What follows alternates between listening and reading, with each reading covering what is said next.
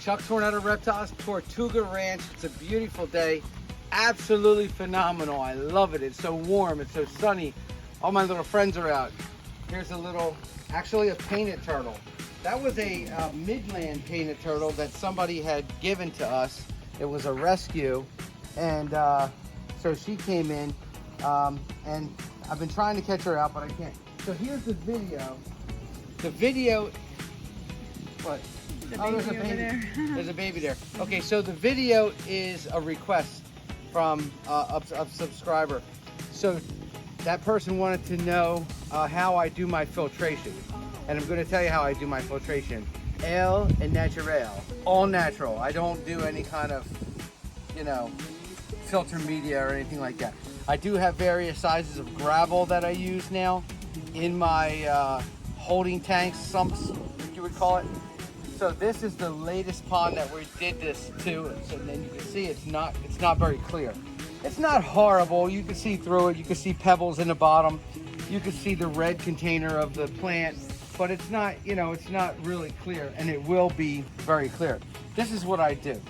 I set up a pump on one end of the pond, and then on the other end of the pond, there's a, what is that called up there? Just like a retention pond, a pool. I don't know what you would call this, but all my ponds usually have something like this. Okay, a spillway. It's called a spillway. I'm sorry. This is called the spillway. So these are all relatively new. They're all within a few weeks, possibly no longer than a month. These are called cattails. And I forget what the other ones are called, but any pond plant will do.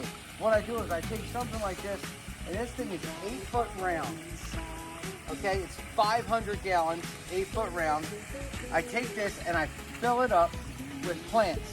And I fill it up with 3/4 inch gravel, and I put a little pea gravel. So it's got just about 6 inches of 3/4 inch gravel, and then another 3 to 4 inches of pea gravel in here. And that's so the plants can spread out their roots and do their magic. This is the theory behind this, and it works. I've tried it. Is once these plants spread their roots out around that gravel, it becomes a web of roots, little fine feather roots, things like that, and it picks up all the little particles of debris that are in the pond, get stuck to them roots. The plant actually eats that, especially if it's negative, like turtle poop or fish poop or something. The plant actually eats that, and it puts back out good clean water into the pond. And through cycling, now I think this one's about 3,000 to 3,400 gallons per hour. On my big pond down there, we got like a 6,000 gallon per hour. But we're gonna take a little walk and show you one that is my vernal pool for box turtles and spotted turtles. That's clear, it's crystal clear, and it's only filtered by plants, but it doesn't have this. On our way to another one that does have the spillway. If I didn't confuse you, I will. But I'm confused. Okay, just follow me. Okay, so this is our vernal pool. You'll see we got a nice, beautiful female spotted turtle getting ready to fall in the water up there. I see she saw me and she's like, I don't know if Dad's gonna feed me. Underwater, there's a box turtle swimming. That was so cool. But I want to show you, I shouldn't have been walking there. Let me take the camera. Okay, but I want to show you how clear the water is. I don't even know if you can see. The water is so clear that you could see the little fish swimming. And we do use a lot of fish. There's a spotted turtle getting ready to fall. There's another spotted turtle right here. Probably gonna plop in the water. There's another one behind it. Oh, how cute. 2 spotted. I love spotted turtles. See them? See how cute they are? Yeah, I know I'm cute. Okay. But getting back to the water and the clarity. It's very clear. So this pond, this vernal pool, does not have any type of pump or filtration to it. It's meant to act as a vernal pool. Oh, there's a spotted turtle. Okay. This pond here, not a spotted turtle, diamondback terrapin. He just left.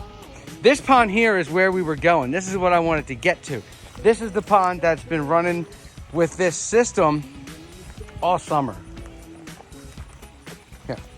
Oh, my finger was over the thing. You do it. They don't expect perfection out of me, trust me. Anyway, come down here. Now, as you can see, the cattails in this spillway. The cattails in this spillway went absolutely crazy.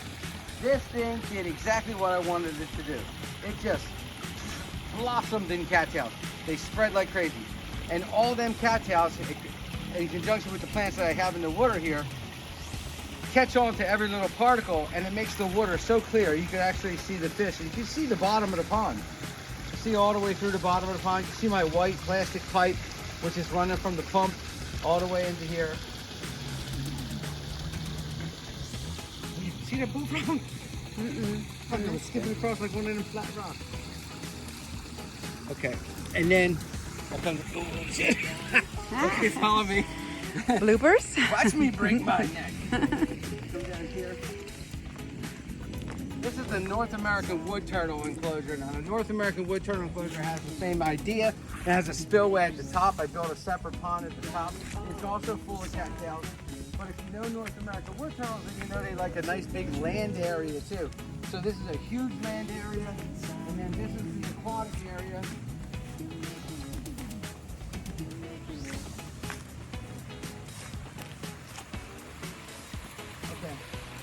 Try not to step on a baby because there's tons of brown hat babies in here.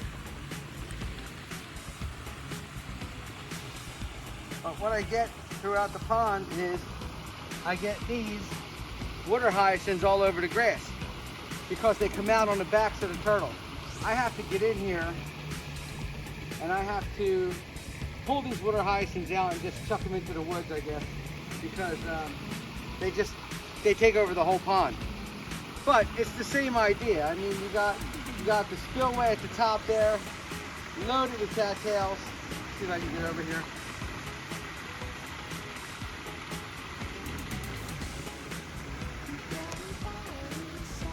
And then the water comes down the spillway.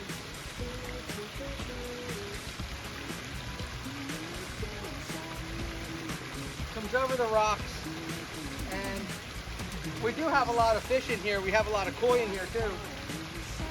They don't seem to bother the wood turtles at all. The wood turtles, don't bother the koi. But all that oxygen-rich water just flowing over the rock. As you can see, we got a nice healthy amount of algae, and then we have a ton of plants. We keep so many plants. So the long story short is, how do I filter my ponds with plants? I love to do it with plants because it's nature's way. If you go to any lake or pond or anything out in the woods, nobody's running a filter, but there's a lot of plants. I hope this helps.